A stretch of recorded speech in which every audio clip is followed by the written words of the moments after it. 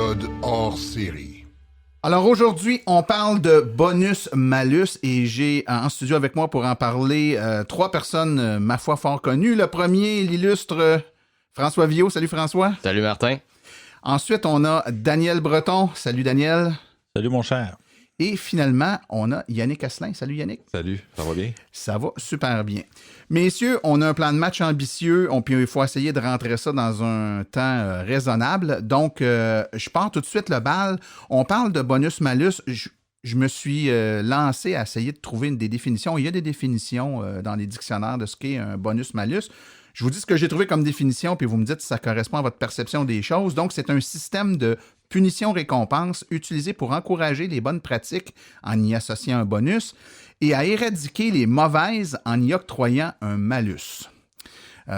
François, c'est-tu ta perception de ce qu'est un bonus-malus? Absolument, ça ressemble pas mal à ça. Je te dirais que ça peut être autant, je pense qu'un bonus-malus, ça peut être autant des incitatifs financiers que des incitatifs autres qui vont par l'argent et à l'inverse avec les malus. C'est le principe du carotte puis de la bâton. Exactement. Du bâton, hein. On essaie de récompenser ce qui est bon puis de dissuader ce qui est mauvais. Daniel? Un bonus-malus, c'est essentiellement ça. On en parle surtout dans le cas des véhicules légers. Mais on peut mettre en place des bonus-malus pour toutes sortes d'autres pratiques. Yannick? C'est exactement ça. Je sais pas dans quel dictionnaire tu as trouvé ça, mais c'est un bon dictionnaire. Ça donne la bonne définition. Excellent.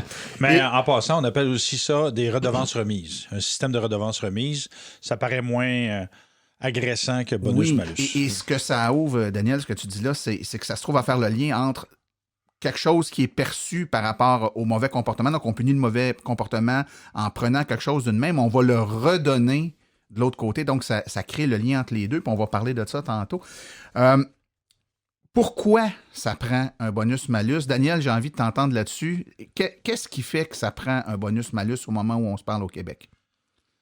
Pour plusieurs raisons. D'abord parce que ça fait 15 ans que de mon côté, je parle de mettre en place un bonus-malus. Quand j'étais ministre, j'avais même dit que je voulais mettre en place un bonus-malus pour plusieurs raisons. On va commencer par les plus évidentes. D'abord, c'est qu'il faut décourager l'acquisition de véhicules énergivores. Si on en parle depuis 15 ans, c'est que la tendance ne date pas d'hier. Ça fait longtemps que les gens s'achètent des véhicules qui consomment trop. Encourager l'achat de véhicules qui consomment moins. Ça ne veut pas nécessairement dire que tout le monde doit s'acheter un véhicule électrique. Ça peut être un véhicule à essence qui consomme peu, un plus petit véhicule, un véhicule hybride. L'idée, c'est de diminuer notre empreinte écologique avec le véhicule. Quand on regarde les statistiques, écoutez, les émissions de gaz à effet de serre dans les transports entre 1990 et 2017 ont augmenté de 23 %. Les émissions de gaz à effet de serre dans les transports routiers ont augmenté de près de 50 %. Et puis, quand on regarde les transports routiers, plus en détail, puis là, tu regardes les émissions de gaz à effet de serre des camions légers, ils ont augmenté de 127 %. Donc, c'est clair qu'on s'en va dans la mauvaise direction par rapport aux émissions de gaz à effet de serre des transports légers. On ne parle pas de camions lourds, on ne parle pas de bateaux, on ne parle pas d'avions. Et puis, il y a un chiffre que je trouve extrêmement préoccupant, c'est la consommation d'essence. En 2013 et 2018, la consommation d'essence a augmenté de 24 %, alors que le gouvernement de M. Couillard et le gouvernement de M. Legault ont tous deux dit qu'ils voulaient faire en sorte qu'en 2013 et 2030, la consommation de produits pétroliers diminue de 40 %, mais celle d'essence, qui est une bonne partie des produits pétroliers, a augmenté de 24 %. Fait que c'est certain qu'il faut décourager l'acquisition de véhicules énergivores. Puis là, on s'en va dans la direction contraire parce qu'on a une augmentation de 263 % des camions légers sur nos routes depuis 1990. Oui, c'est un peu... on a l'impression on améliore des affaires d'un côté, mais en parallèle, on détériore certains éléments de l'autre. Donc, finalement, au final, on n'a pas tellement avancé sur l'échiquier des bonnes pratiques. Yannick, actuellement, au Québec, il y a un certain nombre de mesures qui sont mises en place pour favoriser, en tout de moins, l'électrification des transports. On a des subventions au provincial, au fédéral. Forcément, ces éléments-là ont un impact sur le choix des consommateurs d'aller de l'avant. Donc, ça va aider financièrement. Est-ce que, dans cette optique-là, on peut présumer qu'on a déjà des bonus au Québec? C'est-à-dire qu'on a déjà des incitatifs qui nous aident à aller de l'avant? Oui, on a des bonus. Mais ça revient à dire que quand même, qu'est-ce qui se vend le plus présentement au Québec, c'est quoi? Des VUS. Et des pick-up. Et des pick-up. Donc, on aide sur les véhicules électriques, mais on fait rien pour limiter la vente de véhicules plus polluants, par exemple. Oui, c'est ça. Mais ça arrive souvent, tu sais, à force de rencontrer des clients ou quand on fait les événements de l'AVEC, on rencontre du monde qui sont un petit peu intéressés des voitures électriques. Mais ça arrive souvent, les gens vont autour nous dire oui, mais je peux pas faire Montréal-Québec aller-retour. C'est parce que les gens ont tendance à, comment je pourrais dire ça, à choisir leur véhicule en fonction d'une exception. Ouais, mais je tire ma roulotte 2 fois par année. Ouais, mais c'est parce que ces 2 fois-là, ça te tente pas de louer un camion pour tirer ta roulotte puis le restant de te promener avec un véhicule électrique. C'est dans cette optique-là. Est-ce que tu leur dis ça? Moi, je leur dis. J'ai déjà changé j'ai un client en tête. Là. Au concessionnaire, le gars avait un F-150, puis on l'a changé pour un véhicule électrique parce que lui tirait sa roulotte 2 fois par année. T'sais, il prenait sa roulotte au printemps, qui était chez eux, il l'amenait au terrain de camping, puis à l'automne, il revenait. Puis j'ai dit, attends une minute, là, ça marche pas ton affaire, il va faire que tu payes le restant de ton pick-up. Tu payes comme 250-300$ de gaz par mois pour 2 fois par année que réellement que tu en as besoin. Ça marche pas ton affaire. J'ai lu toi un pick-up. Le temps que Puis je suis convaincu de ton terrain de camping, là. Je suis convaincu qu'il y a un beau service qui dit je vais prendre ta roulotte, je vais l'emmener à mon terrain de camping. Quand j'ai fini, je vais te la retourner ce que tu veux. Comme de fait, il y avait un service pour ça. Mais moi, Yannick, ce qui me vient en tête quand tu dis ça, c'est que je me dis, tu travailles pour une bannière qui vend des camions. Mm-hmm. Comment tu peux dire ça? Est-ce que quand tu fais ça, après ça, le boss qui vient te voir et dit Yannick, tu viens de nous faire manquer la vente d'un camion. Vous devez faire de l'argent sur la vente d'un camion, donc vous perdez cette vente-là? Ben, on fait de l'argent on va faire de l'argent sur n'importe quelle vente qu'on va faire. Qui prend un camion, qui prend ci, qui prend ça. Tu sais, chez nous, c'est 60% de notre chiffre d'affaires, c'est des voitures électriques. Parce que nous, en 2012, quand Bourgeois a commencé à embarquer dans les voitures électriques, ils ont décidé de faire le switch. T'sais, c'est pas tout le monde qui sont. Je vais comprendre le gars qui c'est un contracteur puis qui a besoin de transporter des planches, des ci, des ça, d'avoir un pick-up. Je peux comprendre ça. OK? Un monsieur, madame, tout le monde, OK, qui vont utiliser réellement leur pick-up, qui n'ont vraiment besoin 3-4 fois par année. Je m'excuse, je vois pas l'utilité, là. Mm-hmm. C'est dépenser énormément d'argent parce qu'on sait tous qu'un pick-up, ça coûte beaucoup plus cher qu'un véhicule que un petit SUV, mettons, qu'avec un petit 4 cylindres ou peu importe. Mais non, moi je te dirais, moi là, ce que de dire, hey, comment ça que tu de façon, moi personnellement, je vends pas de véhicule, je vends pas de camion, là, je vends que des voitures électriques, OK? Mais à quelques exceptions. Oui, à quelques exceptions. Je vais le dire. Une exception près. Je vais le dire, OK, oui, c'est arrivé hier que je vous l'ai dit en rond, mais je pensais que vous n'aurez pas parlé, mais on n'a pas dit un mot.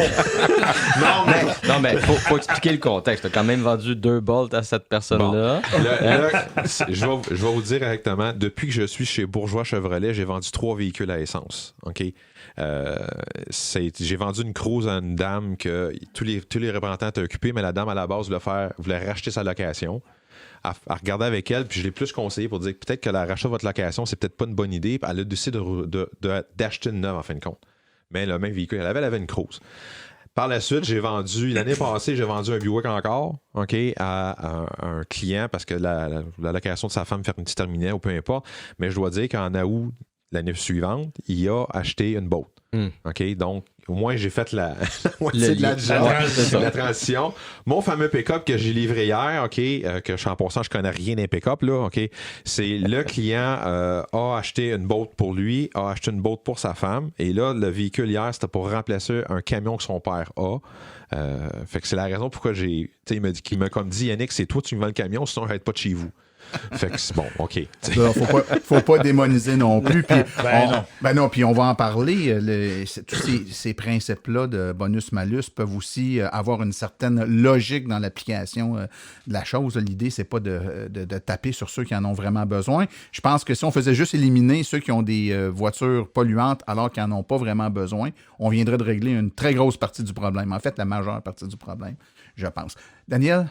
En fait, puisqu'on parle de malus, il y a un malus qui existe déjà à l'immatriculation pour les véhicules dont la cylindrée est de 4 litres et plus. Et des fois, on nous sert ça comme argument. Écoutez, il y en a un bonus-malus, là, puis pour mon pick-up, ça me coûte 40 ou 50 ou 100 ou 125 ou 200 $ par année à l'immatriculation. Le problème avec ce malus-là, c'est que c'est un malus qui est tellement petit qu'il ne dissuade personne de passer à un véhicule moins énergivore. Écoute, tu as un véhicule avec un moteur de 5 litres, c'est à peu près 150 d'immatriculation par année. Donc, tu t'achètes une Mustang 5 litres. Ouais, Là, ça te coûte 150 de plus d'immatriculation par année. C'est pas ça qui va te décourager. Ouais, tout à fait. Les chiffres, Daniel, là, pour une cylindrée de 4 litres, c'est 36,75 $. 5 litres, c'est 161 $. Et puis, le maximum va à 7 litres et plus, qui est à 392. Mais là, 7 litres et plus, là, on est rendu... on est dans de la grosse cylindrée. Là. Ça va probablement coûter plus cher en essence, vu la grosse cylindrée, que le malus de ça va coûter plus cher de taxes de luxe que le malus cylindré. Ce que les gens peut-être savent pas, c'est qu'au Québec, quand vous achetez une voiture de 40 000 et plus, il y a une surtaxe de 1 % au-dessus du 40 000. Donc, quelqu'un qui achète une voiture de 45 000, bien, il se trouve à avoir 1 % du 5 000 qui est 50 $. Donc, d'où le fait que Tesla, le club Tesla a fait des revendications à l'époque pour dire un gars qui a un Tesla S qui paye, exemple, 150 000 il se retrouve avec des coûts d'immatriculation de plus de 1 000 par année. C'est pour ça qu'ils l'ont enlevé parce qu'ils disaient voyons, je fais quelque chose pour la planète, je fais ça, mais je me fais frapper de l'autre bord. Ouais, fait que qu'on arrive avec des cas comme ça que cette taxe de luxe-là coûte. La première année fait que c'est elle qui coûte plus cher sur l'immatriculation que vraiment le malus du cylindrée. Ouais. Et puis outre le fait que le malus sur la cylindrée est pas cher, en plus, c'est pas cohérent. C'est-à-dire que tu as des véhicules qui ont des moteurs plus petits qui consomment plus que des véhicules qui ont des moteurs plus gros. Donc, tout ça ne tient pas debout. Ça fonctionne plus. Là. Ça fonctionne plus, c'est plus logique. Et outre ça, l'année passée, moi, j'avais fait un calcul pour savoir, parce qu'il y a des gens qui disaient, ben là, les subventions à l'achat de voitures électriques coûtent trop cher. Ça coûte une fortune au gouvernement. Puis je me rappelle, j'avais fait le calcul entre 2012 et 2018, combien avaient coûté les bonus qu'on avait donnés pour les acheteurs de véhicules électriques et les bornes. Puis en 2012-2018, ça avait coûté 252 millions. Et puis le malus que le gouvernement avait pris, ça avait rapporté à peu près 470 millions. Donc, le malus avait rapporté plus que le bonus. Donc, on avait dit, ben, si on veut être cohérent, on devrait peut-être connecter, attacher le malus et le bonus pour qu'ils deviennent fiscalement neutres. C'est-à-dire qu'un finance l'autre. Comme ça, il n'y aurait pas à dire que ça coûte trop cher au gouvernement. Mais là, pour le moment, il y a des gens qui disent oui, mais c'est parce que ça finance des projets, le fameux malus, finance des projets de transport collectif, Sauf que quand tu regardes la tarte de ce qui va avec cet argent-là, ça finance surtout des infrastructures qui n'ont rien à voir avec les changements climatiques, alors que le malus est supposé être là pour lutter contre les changements climatiques. Et ça, c'est un bon point, Daniel. C'est exactement là, je voulais qu'on aille. Est-ce que le concept de bonus-malus implique implicitement que les deux doivent être liés? C'est-à-dire que l'argent perçu par le malus doit financer les mesures du bonus qui y est rattaché. Un vrai bonus-malus, oui. François, ton opinion là-dessus? Moi, j'ai toujours trouvé, à mon sens, à moi, là, depuis qu'on est là-dedans, le bonus qu'on a présentement, c'est le gros bonus, c'est la subvention du gouvernement. Puis j'ai toujours trouvé depuis les années qu'on est en véhicule électrique là, que j'ai l'impression que les prix des véhicules suivent le bonus. Donc, nous, en tant que consommateurs, on n'était pas tellement, tant qu'à moi, encouragés ou, comment je dirais ça? Favorisé par le bonus. On dirait que ça va plutôt aux constructeurs la plupart du temps. Puis, je veux dire, il n'y a pas un malus par en arrière qui vient chercher justement pour égaliser ça. Donc, j'ai l'impression qu'en bout de ligne, on se trouve à financer quasiment les ventes de véhicules plus énergivores là, en bout de ligne. Là. C'est pas quelque chose qui nous revient à nous. Donc, je trouve qu'effectivement, s'il y avait quelque chose en arrière qui venait chercher la partie du bonus, donc pour équivaloir ce qu'on retient là, des véhicules électriques, il me semble que ça ferait plus de sens. Là. Il y a des parties en Amérique du Nord où il n'y a pas de rabais, où il n'y a pas d'incitatif, où il n'y a pas de crédit d'impôt à l'achat de véhicules partiellement ou entièrement électriques. Mais le PDSF de ces véhicules-là est le même partout. C'est ça. Fait que, donc, que tu sois en Ontario ou au Québec, c'est le même prix. Fait que, donc, l'argument comme quoi, s'il y a un bonus, ben, les constructeurs vont augmenter leur prix, c'est pas vrai. Je pense que tu peux... C'est carrément ça, parce que je dis, que tu arrêtes une boîte au Québec, que tu arrêtes une boîte en Ontario, c'est exactement le même prix de détail suggéré en partant. Là, je sais que de ce temps-ci, là, il y a, le taux d'intérêt est différent au Québec puis en Colombie-Britannique que toute la restante du Canada, mais c'est 2 seules provinces qui vendent des voitures électriques. Fait que c'est les 2 seules où il y a des lois zéro émission. Que les lois zéro émission. Fait qu'ils veulent, c'est un petit peu normal qu'ils veulent dire, regarde, on va s'arranger pour vendre plus de véhicules au Québec qu'un gars qui va acheter en Ontario. Donc, ce que tu dis, c'est que c'est encore plus avantageux au niveau des taux d'intérêt au Québec et en Colombie-Britannique qu'en Ontario ou ailleurs. Oui. Présentement, oui, depuis... Donc, c'est l'argument inverse. Oui. OK. Oui. Actuellement, on sait, on l'a dit, là, il y a un bonus qui existe, donc qui est des subventions pour les voitures électriques. Il y a par en arrière un malus qui existe, mais il n'y a pas de lien entre les deux. La solution serait-elle aussi simple que d'officiellement lier les deux, c'est-à-dire de faire un compte-rendu, par exemple, annuellement, cette année, en 2020, par exemple, voici ce qu'on a perçu sur le surplus d'immatriculation des véhicules à grande cylindrée. De cet argent-là, voici ce qu'on a transféré pour financer le programme de subvention des véhicules électriques, par exemple, qui a coûté tant de millions. Donc, clairement, au vu et au su de tout le monde, on vous démontre que ça n'a rien coûté. On n'a rien pris dans les coffres de l'État comme tel. On a transféré le plus perçu par les grosses cylindrées sur les subventions des véhicules électriques. Bref, c'est une mesure tout à fait transparente. C'est pas juste cette transparence-là qui manque. Ben, en fait, d'abord, moi, je suis contre le fait qu'on garde le malus à la cylindrée. Moi, je pense qu'on doit vraiment passer un malus aux émissions de gaz à effet de serre. Oui, on va en parler. Parce que ça, c'est désuet, là, le malus à la cylindrée. Mais l'idée aussi, c'est la transparence, parce qu'il y a beaucoup de gens qui ont reproché l'opacité du fonds vert, de la gestion du fonds vert. Puis là, le gouvernement qui disait, ben là, on veut mieux gérer le fonds vert. Puis là, c'est pour ça que moi et d'autres, que ce soit l'AVEC, Équiterre, Vivre en ville, etc., un paquet de monde dit, bien là, de faire un bonus-malus qui est connecté, ça va faire en sorte de rendre le tout plus transparent. Et l'exemple de ce qu'on a vu en France, par exemple, où il y a un bonus-malus de ce type-là, bien, c'est très simple. C'est qu'il y a une année, tu dis, bon, on a fait plus d'argent avec un, ça nous a coûté plus d'argent avec l'autre. Et donc, au fil des années, il s'ajuste pour arriver toujours à ce que ce soit, autant que faire se peut, le plus fiscalement neutre possible. Moi, je pense que c'est une mesure qui est souhaitable. Yannick? Je vais répondre dans le même sens que Daniel. Je veux dire, comme on parlait tantôt, il y a des véhicules. Tu sais, je vais vous donner un exemple très simple. Là, OK, je recule dans mon ancienne vie, là, avant que j'aille des autos électriques. Il y a des 6 cylindres. OK, comme moi, l'auto que j'avais, je parle de ça en 2008, là, j'avais un Chevrolet Impala. Un 4 cylindres consommait plus que le 6 cylindres. Mais là, tu fais comme... Donc, si on va avec versus le litrage, on va...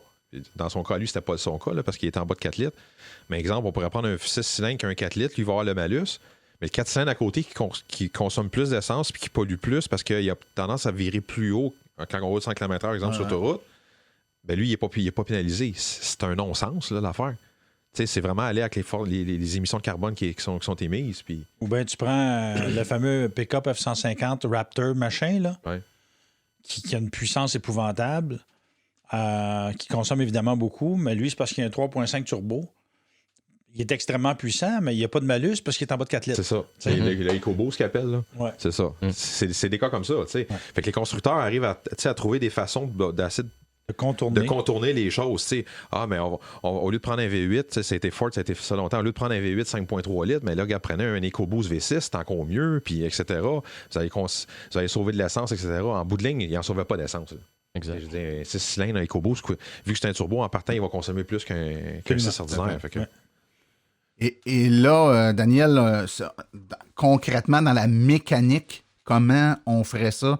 C'est-à-dire que je vous écoute, puis ça a bien de l'allure. Moi aussi, je suis de cette école-là, de penser que... On peut pas être contre la vertu. Non, on peut pas être contre la vertu, puis qui est plus brillant de rattacher tout ça aux émissions de CO2 1 kg par litre, par exemple, plutôt que d'y aller par la cylindrée. Ça m'apparaît beaucoup plus logique.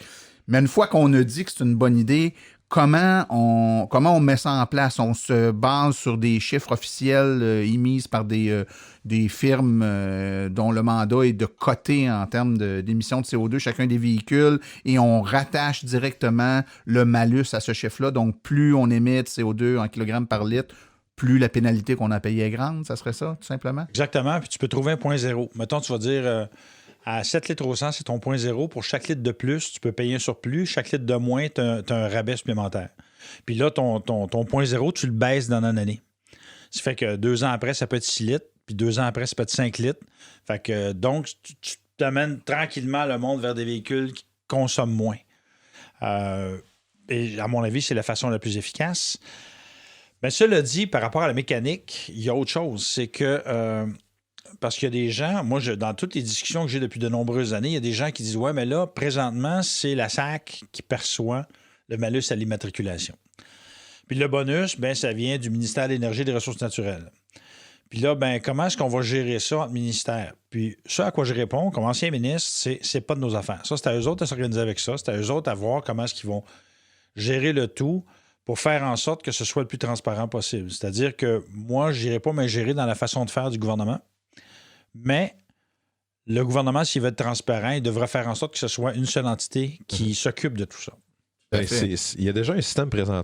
Les gens ne savent pas, là, c'est que la SAC, présentement, c'est elle qui a le mandat de collecter la TVQ pour le Revenu Québec, pour l'achat des véhicules. Les gens, ce qu'ils ne savent pas, c'est quand vous allez immatriculer un véhicule, ils vont vous demander de payer la taxe, la TVQ directement là. Il y a déjà un système pour dire que la SAC va dire « je vais prendre l'argent, je vais le donner à un autre ministère ». Ça existe déjà. Oui. C'est juste qu'il a présentement, il faudrait qu'il trouve une façon, plus, comme il dit, que ce soit plus transparent, de dire ben, je prends l'argent de la SAC puis je la donne au ministère de l'Environnement ou au ministère de l'Environnement, pardon, ou peu importe. Là, ou que ce soit carrément la SAC qui donne le bonus et qui perçoit le malus. Oui. Mais c'est pas à nous autres à décider ça. Non. Puis on va laisser les ministres se chicaner entre eux autres. Ils sont bons pour ça. Non, mais c'est vrai. Non, mais c'est qu'il y a une guerre de juridiction là-dedans. Mais l'idée là-dedans, c'est de faire en sorte que ce soit connecté. Puis il y a une chose, parce que quand on a écrit et qu'on a fait des textes sur le bonus-malus, il y a une chose qui est revenue, là, parce que je pense qu'il est important qu'on parle du sondage. Le fameux sondage, parce que c'est un sondage léger, dans le fond, qui avait été commandé par Équiterre, Vivre en Ville, la Fondation David Suzuki et l'AVEC. Et il y avait quelques questions. Si je peux revenir sur les questions, là. Êtes-vous favorable à ce que les personnes qui utilisent un véhicule plus polluant paient davantage qu'actuellement? La réponse, c'est 54 oui, 36 non. Ensuite de ça, êtes-vous favorable à ce que les personnes qui utilisent un véhicule moins polluant paient moins cher qu'actuellement? La réponse, c'est 64 oui, 26 non. Ensuite, c'est êtes-vous favorable à ce que le gouvernement du Québec décourage les véhicules polluants et nuisibles à la lutte au changement climatique en instaurant une nouvelle taxe? Bien, croyez-le ou non, c'est 55 oui et 38 non. Donc, ce que ça veut dire, c'est que lorsque le ministre Charette a annoncé qu'il a dit publiquement, il y a quelques semaines, que les Québécois étaient prêts à faire plus d'efforts ou plus de sacrifices pour aider la lutte au changement climatique et aider l'environnement, mais que du même souffle, il a dit, en excluant le bonus-malus, bien, le timing était bien fait parce que ce sondage-là est sorti genre quelques jours après sa déclaration. Fait que la réalité, c'est que les Québécois semblent tellement d'accord qu'ils sont prêts, dans une majorité, à accepter un système de bonus-malus. Messieurs, on fait une courte pause pour permettre à notre commanditaire de s'exprimer, puis on revient tout de suite après avec la suite.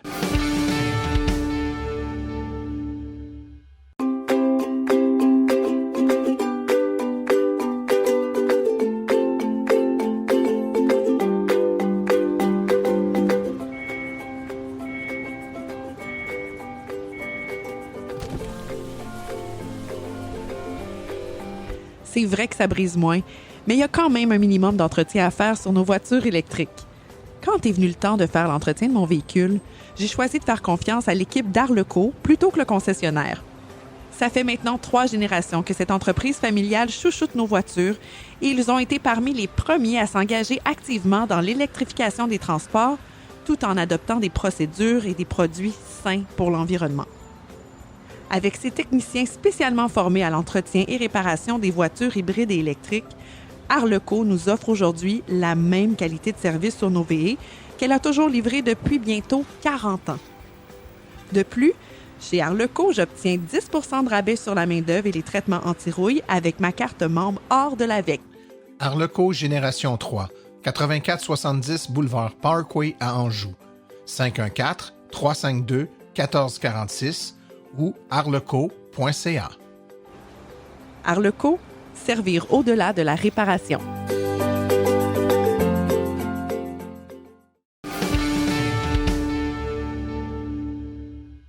Alors, nous voilà de retour. Écoutez, messieurs, petite idée comme ça, le bonus-malus, c'est bien beau, mais qu'est-ce qu'on répond à ceux qui préconiseraient de faire ça beaucoup plus simple, par exemple, et de simplement rajouter une taxe sur l'essence ou de mettre juste une taxe supplémentaire pour ramener des fonds puis que ça serait suffisant?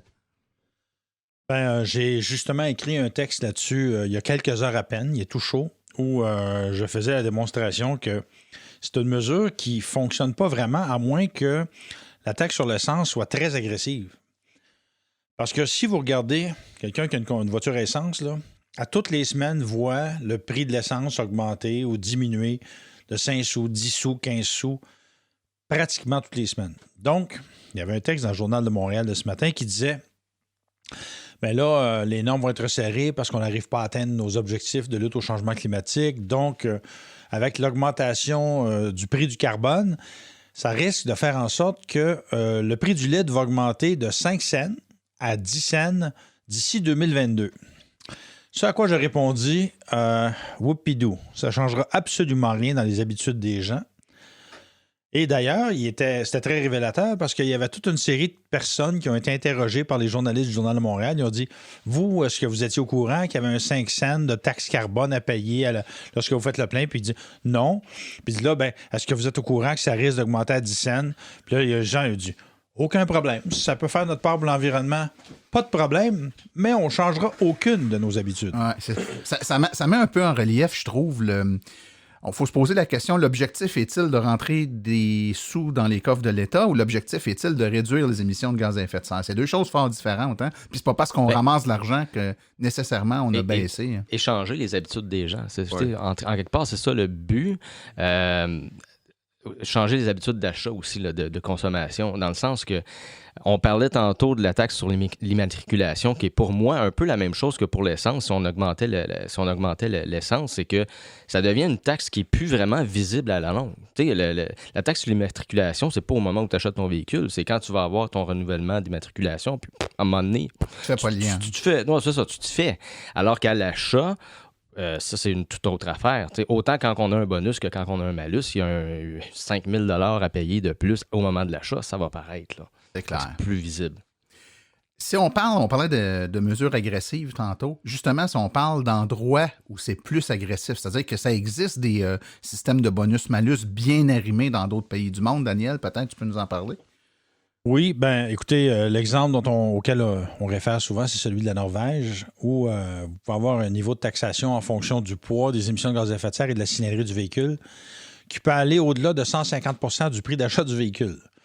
Donc, mettons, vous avez une Toyota Yaris, ça va vous coûter, je pense, c'est 30 % en surcoût. Un F-150, vous êtes autour de 150-160 %. Donc, c'est certain qu'il n'y a pas beaucoup de monde qui se promène en pick-up là-bas. Et à contrario, c'est que vous n'avez pas de bonus à l'achat de véhicules électriques. Vous n'avez juste pas de taxe. Ouais. Donc, c'est pas un bonus-malus, c'est juste un malus ou rien du tout. Rien du tout. Je pourrais donner l'exemple pour la Norvège de la Volkswagen Golf versus la e-Golf. Là. Donc, le prix de base en Norvège, l'équivalent prix canadien, là, est de 33 189 $ pour la Golf contre 49 739 pour la e-Golf, donc 16 000 $ ou à peu près de plus entre les deux.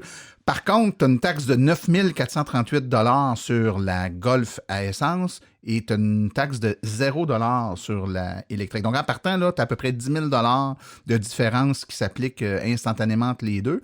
Ça, c'est qui est une taxe automobile. C'est pas la taxe de vente, c'est une taxe automobile. Ensuite, tu as une taxe de vente qui est de 25 %. Donc, un autre 8 000 $ sur la Golf à essence, contre 0 contre la Golf électrique. Donc, au final, ta Golf à essence t'a coûté 51 000 $, ta Golf électrique t'en a coûté 50 000 $. Donc, ça coûte moins cher, au final, l'acquisition. Et là, on n'est pas comme dans nous ici, là, dans bien des cas où on se dit, bon, mais dans combien de temps on va le rentabiliser? Là? À la sortie du concessionnaire, ça t'a déjà coûté moins cher. Donc, c'est déjà, c'est des mesures, et c'est très direct. Là, les gens le voient. J'achète quelque chose à essence, je vais payer énormément de taxes. J'achète quelque chose qui n'est pas à essence et je n'ai plus aucune taxe. Donc, est-ce que ça, c'est un système de bonus-malus ou c'est juste un bonus? Écoute, ou c'est juste un malus. Ou c'est juste un malus. Oui, c'est juste un malus. C'est juste un malus, en fait. Ouais. C'est-à-dire que tu n'as pas de bonus, mais tu as un malus qui peut être très, très sévère. Mais d'enlever les taxes, c'est pas un bonus? On peut dire ça de même, mais la façon dont c'est perçu, c'est que c'est un malus sans bonus.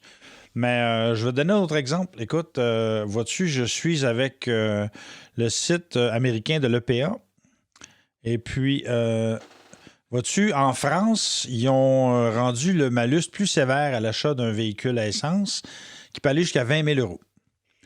Donc, 20 000 €, c'est pour un véhicule dont les émissions de gaz à effet de serre sont de 184 grammes par kilomètre de CO2. Ben écoute, si on regarde, là, par exemple, un Honda CR-V traction intégrale fait à peu près ça, 185 grammes de CO2. Ça veut dire que pour un CR-V, tu as un malus de 20 000 €. 20 000 €, c'est 26 000 27 000 $. Fait que ça, c'est sûr que ça fesse dans le portefeuille. Puis ça te fait penser à 2 fois avant de t'acheter un véhicule comme ça.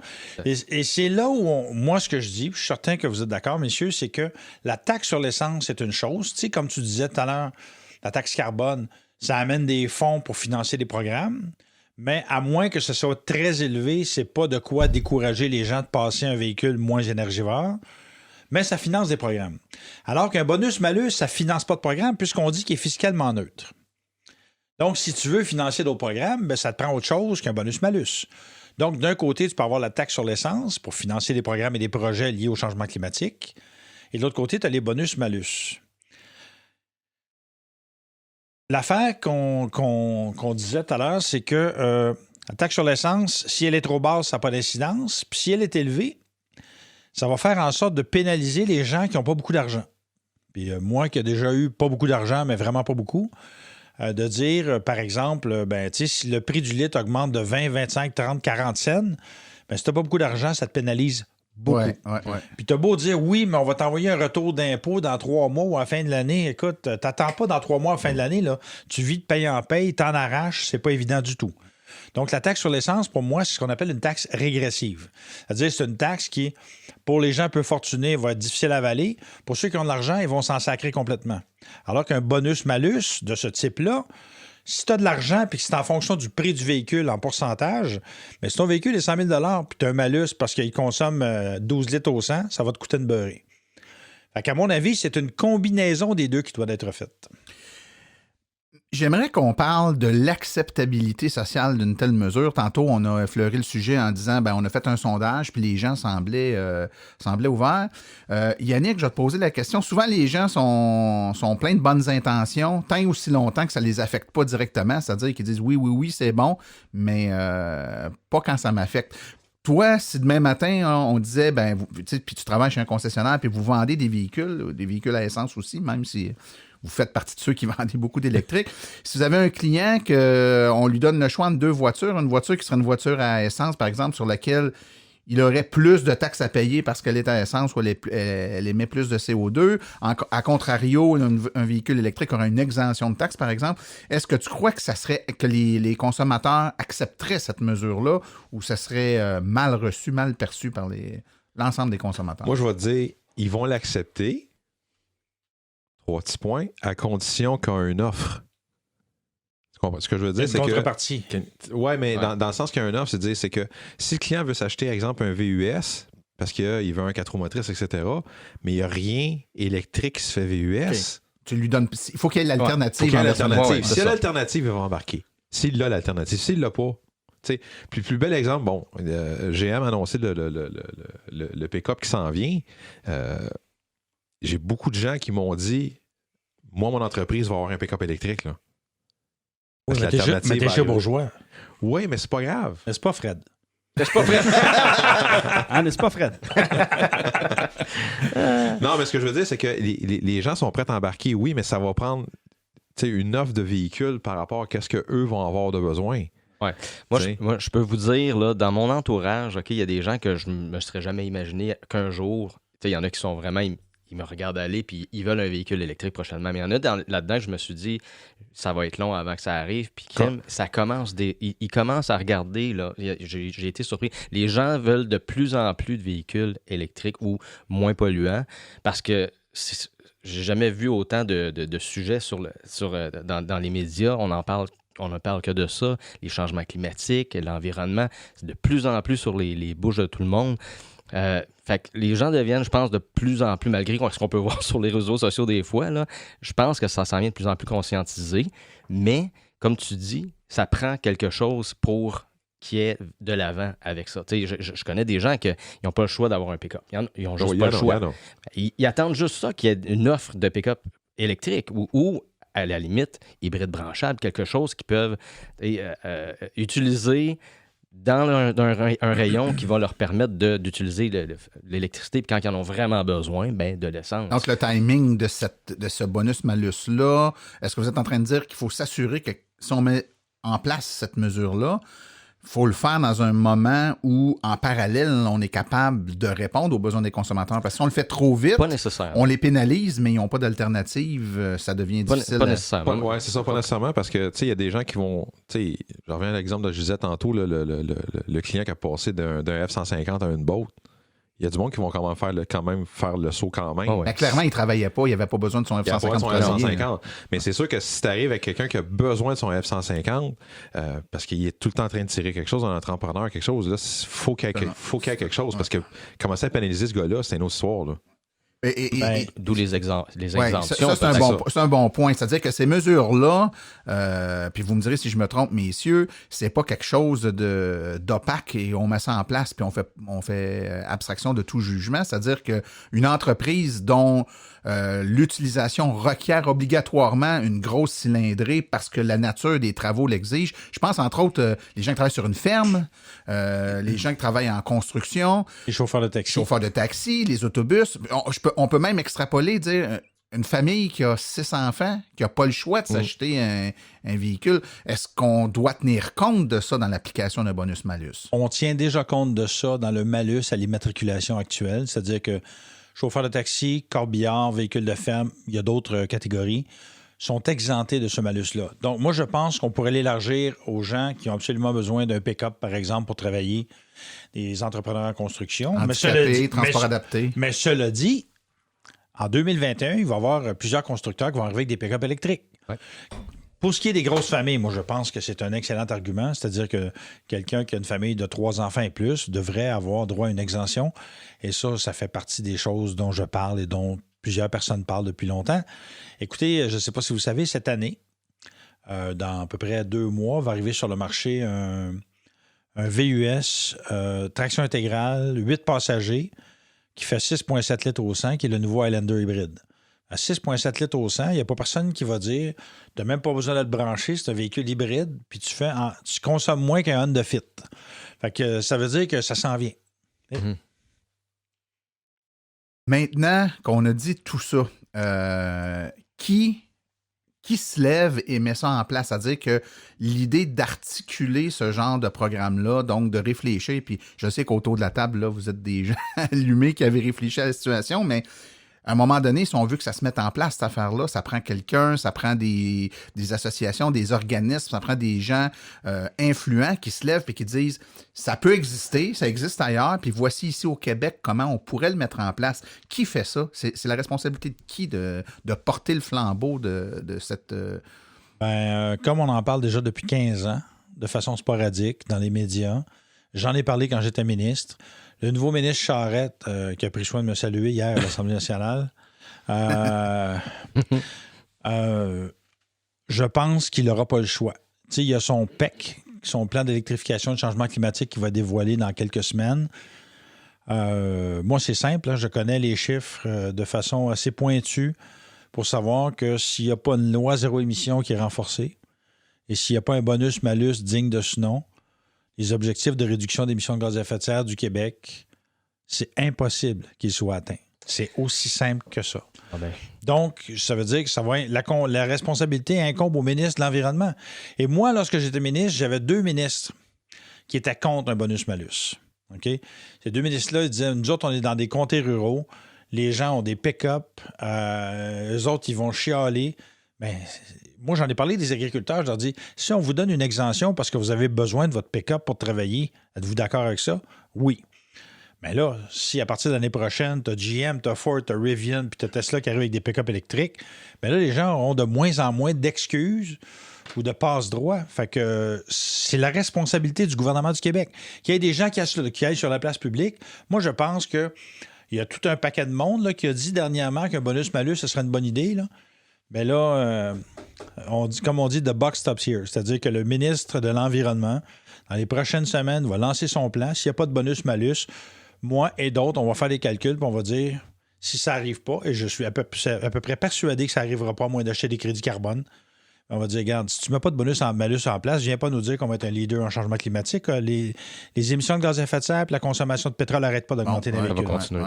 Puis parlons-en de la loi zéro émission, justement, parce qu'on en parlait tantôt, puis c'est bien beau le bonus-malus, mais il va falloir s'assurer que l'offre répond à la demande. Parce que c'est bien beau de dire on te pénalise si tu fais ci, mais si je suis pas capable d'aller chercher mon véhicule pour avoir pas de malus, même pas un bonus, mais on parle juste de ne pas avoir de malus, je m'excuse, mais ça marche pas. Il va falloir que tout ça soit de pair, puis que le gouvernement s'organise pour que la loi zéro émission est suffisamment dedans pour que les constructeurs en mettent en inventaire. Tu ne pas arriver avec un constructeur et dire « Ah, ben j'ai fait mon quota, fini, je n'importe plus. » Exact, c'est trop facile. C'est trop facile parce que c'est ça qui arrive présentement. Oui, c'est facile aussi d'acheter. Là. En fait, puis on a fait le calcul dernièrement, on a regardé le nombre de véhicules tout type qui s'est vendu en 2019. C'est facile, regarder l'état de la loi zéro émission 2019. Tous les chiffres sont là. On a tout. Là. C'est en arrière de nous. On peut regarder l'état de la situation. Ouais. Le nombre de centaines de milliers de véhicules, toute catégorie qui s'est vendue. La loi zéro émission pour 2019 plaçait des plafonds de crédit à 6,5 %. Quand on regarde ce que ça représente, parce qu'on sait quel type de véhicule électrique qui s'est vendu, on le sait que c'est légèrement en haut de 50 % du tout électrique, un petit peu en bas de l'hybride branchable. On sait à peu près le nombre de crédits que ça donne. Ce que ça a imposé aux manufacturiers pour l'année, en termes de nombre de véhicules électriques à vendre, de tout manufacturier confondu, je les mets tous dans les melting pot, ça l'a obligé l'ensemble des manufacturiers qui vendent au Québec à vendre à peu près 15 000 voitures. On le sait qu'il s'en est vendu le double, et puis s'il y en avait eu plus, il s'en serait vendu plus. Ce que ça veut dire, là, en clair, c'est que je vous invite à jouer au limbo, messieurs, mais je mets la barre à 15 pieds de haut, puis je vous dis essayez de passer en dessous. Tout le monde passe en dessous. Tout le monde passe en dessous. Tout le monde. Il y a quelques compagnies qui n'en ont pas, qui n'ont pas réussi à passer en dessous, mais tous ceux qui voulaient passer en dessous ont facilement. L'industrie a passé en dessous. Ouais, il y a une donnée qui est pas là-dedans, puis qui serait bien intéressante à avoir, puis c'est pas quelque chose qui est facile à obtenir, mais combien de gens qui sont rentrés dans un concessionnaire l'année passée, qui ont dit « je veux un véhicule électrique parce qu'il faut que je change là », il n'y en avait pas en stock. Ils ont beau essayer de se retourner puis se virer de bord, ils ont fait comme j'ai pas le choix, faut que j'aille avec un véhicule à essence. Et probablement que le concessionnaire a dit regarde, j'en ai pas présentement, mais j'en ai dans le cours à essence avec des bons rabais. Combien de gens comme ça qui ont passé dans le concessionnaire puis qui sont achetés un véhicule neuf à essence? On vient des perdre pour 5 ans. J'ai réussi à en sauver, par exemple. Il faut bien à ce temps que tu vends des pick-up, parce qu'il faut que tu t'en fasses pas les autres. Non, mais t'as raison, François. Il y a des milliers de gens. Des milliers, c'est pas des dizaines, c'est des milliers de gens qui sont entrés chez les concessionnaires, qui voulaient un véhicule à essence, qui sont en fin de location, qui peuvent pas attendre. Pire que ça, ceux qui ont une balloune avec un constructeur, là, eux autres, ils n'ont pas les moyens de changer de constructeur. Fait que là, il y a un 2 mètres attaché. Est-ce que je me trompe, mon cher? Ben, ça dépend toujours de la valeur du véhicule, là. Mais non, mais tu comprends ce que je veux dire? Disons que c'est plus facile pour eux autres de rester avec le même constructeur et donc le même concessionnaire. Ben, ça va même plus loin. Regarde, tous les véhicules en location. Ça va plus loin que ça. Ben, en fin de location. À l'achat aussi. C'est plus loin que ça. Je ne veux pas taper sur la tête d'un constructeur en particulier, mais je ne veux pas le nommer. Mais je vous donne un exemple, là. On parle de fin de location, des fois ça peut être un peu compliqué. Je vais rencontrer un client mardi, OK? Le client est en location chez ce constructeur-là. Il veut plus rien savoir. Tu veux vraiment que je donne un nom? Ben, nom du constructeur. Ford, OK. OK. Ça écoute les yeux de la tête son véhicule présentement au niveau d'essence, etc. Il veut une boat, OK? Il s'entend pas avec son concessionnaire, pas pour 5 cents, OK? Il va avoir le solde de sa location. Son concessionnaire ne veut pas lui donner. Ben voyons. Non, il ne veut pas lui donner point. L'informer de son solde. De son solde de location. Et là, s'il appelle Ford Credit le retourne à son concessionnaire. Ben voyons donc. Non, je te dis, Daniel. Ça, c'est grave. Ça, c'est grave. Fait que là, j'ai dit au client, tu vas m'emmener ton contrat de location. On va faire un calcul manuel. Et normalement, la raison pourquoi que je demande toujours d'avoir le solde directement du concessionnaire, parce que ça arrive très, très, très souvent, OK, que les concessionnaires, dans des cas comme ça, que Ford Credit ou Toyota Credit qui veulent ne pas donner le solde aux clients. Ah, parce que c'est fréquent, ça? Oui, c'est fréquent. OK, continue. OK. Ils vont charger des frais. Ils vont charger des frais pour? Le rachat de la voiture. Exemple, OK? Parce que techniquement, pendant le contrat de location, là, je sais qu'on sort du sujet, là, mais... Non, mais oui et non. Oui et non. Ouais, OK. c'est intéressant. Un contrat de location, OK, la première personne qui a le droit de regard à la fin du bail, c'est le client lui-même. Ouais. La deuxième personne, c'est le concessionnaire. Et la troisième personne, c'est toute autre personne.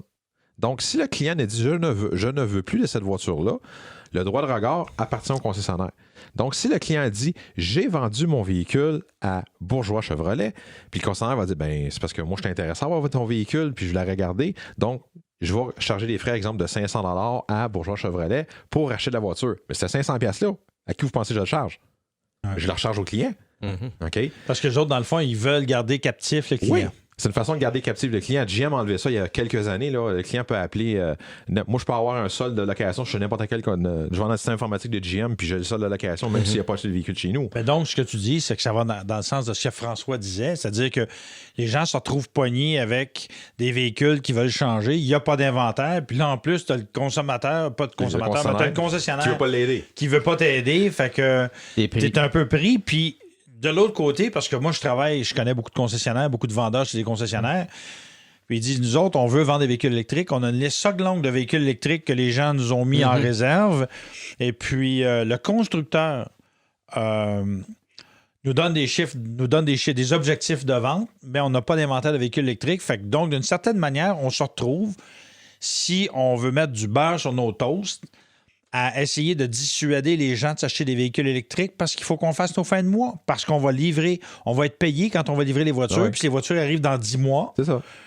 Ben, on n'a pas de quoi manger. C'est un vrai dilemme. Oui, c'est un vrai dilemme. T'as l'autre effet, toujours... D'où la loi zéro émission plus sévère. D'où la loi zéro émission plus sévère. L'autre dilemme aussi, c'est que François il disait tantôt, c'est le client qui s'en va voir un concessionnaire X, Y, Z, puis le gars, il dit, mais pourquoi tu vas prendre un char électrique pour trouver un char à gaz? Je l'ai en stock, l'autre, j'ai pas 8 mois d'attente. J'ai plein de rabais, j'ai des bons taux d'intérêt. J'ai des bons taux, j'ai des ci, j'ai des ça. T'sais, mettez-vous de côté. C'est sûr que là, je veux pas donner l'excuse au vendeur, sauf que le vendeur, lui, il est payé quand il livre la voiture. Mais je m'excuse le terme anglais, le turnover de vendeurs qui se passe dans un concessionnaire, c'est rare que vous avez rencontré un vendeur, ça fait 15, 20, 25 ans, 30 ans qu'il est dans le même concessionnaire. T'as raison. OK? Fait que le turnover qui arrive, fait que ce vendeur-là, si, exemple, il sait pas, mais lui, il dit, peut-être dans 6 mois, je serai plus ici, puis il livre le véhicule dans 8 mois, il sera jamais payé pour cette voiture-là. Jamais. Par exemple, s'il s'en va, il n'est pas payé. Qui va être payé? Le nouveau vendeur qui va livrer le véhicule. Oui, moi, je suis un martien. Écoutez, messieurs, le temps file. Je vous pose une dernière question pour clore le tout. Est-ce qu'il y a un risque politique à aller de l'avant avec un bonus-malus? Donc, le gouvernement en place s'y annonce prochainement, on y va avec un bonus-malus. Est-ce que c'est le genre d'annonce qui pourrait coûter cher politiquement au gouvernement? Je pose la question à Daniel parce que tu es peut-être un peu plus au fait.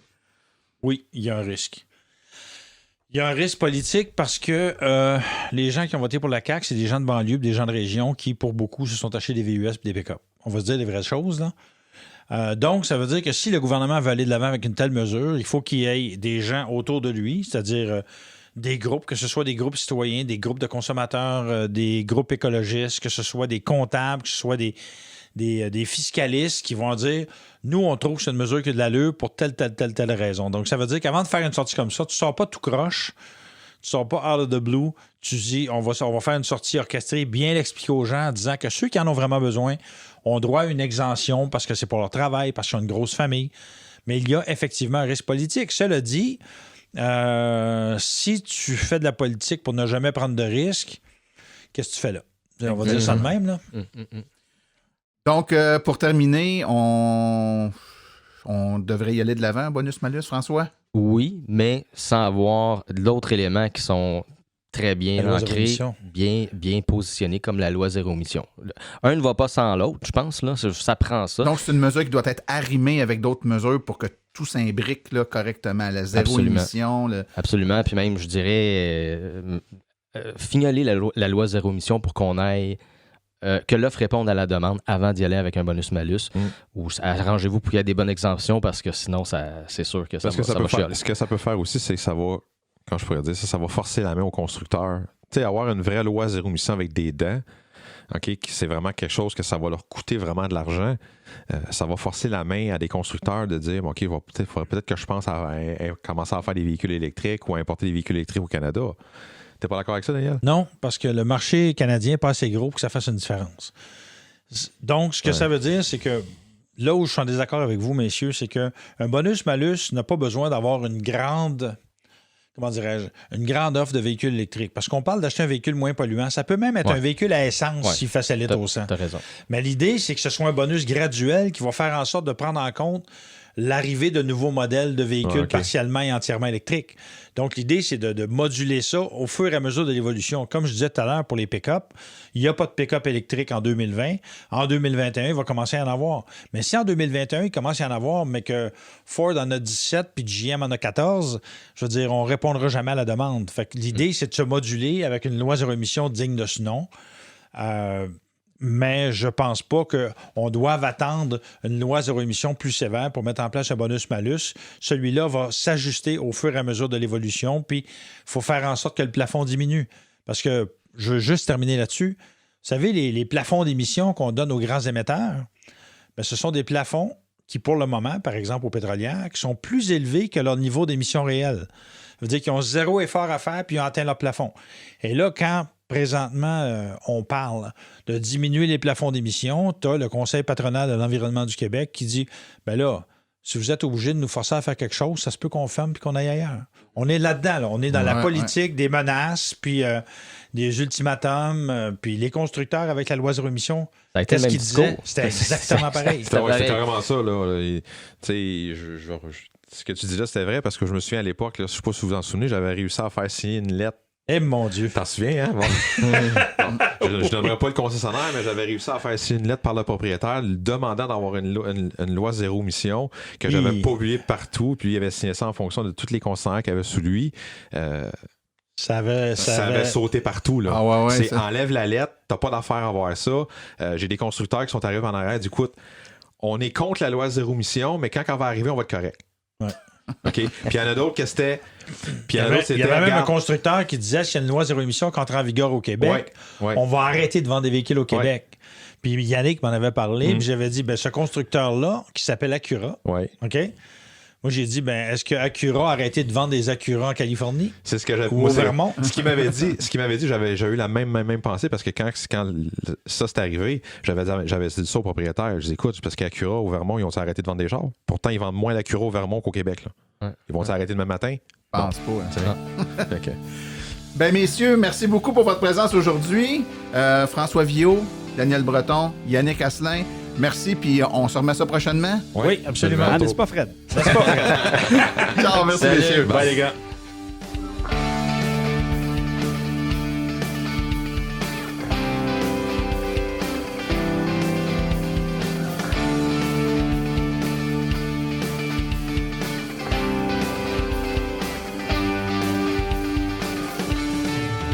Épisode hors série.